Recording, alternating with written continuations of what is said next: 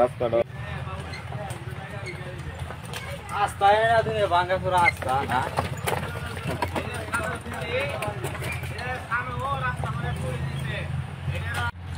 বেনোয়ারচর Purbapara CNB root থেকে সন্ন্যাসী শহর মন্ডল মার্কেট পর্যন্ত এই রাস্তাটা আমাদের বিশেষ জরুরি। এই রাস্তা দিয়ে বৃষ্টি হওয়ার পর কোনো গাড়ি ঘোড়া কোনো কিছু চলতে পারে না, কোনো মানুষ পর্যন্ত যেতে পারে না।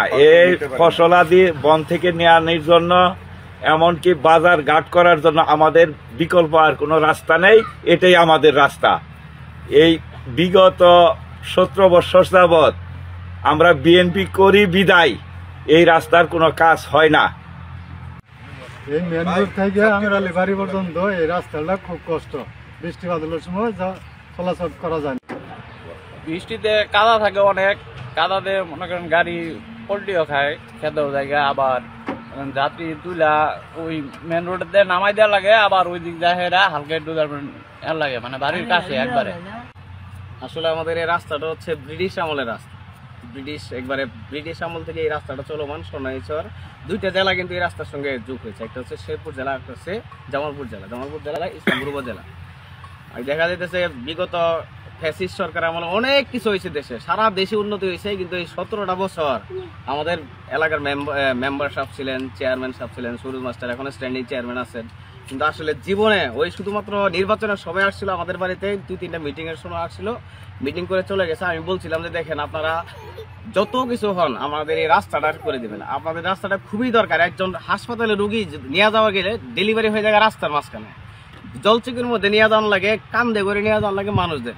এই যে রাস্তাটা ব্রিটিশ পিরিয়ডের রাস্তা, এখানে প্রতিদিন আপনি যদি লক্ষ্য করেন দেখবেন মিনিমাম 5 থেকে 6 হাজার লোক যাতায়াত করে। এই বর্ষার সময় যদি আসতেন আসলে মূল চিত্রটা আপনাদের দেখাইতে পারতাম।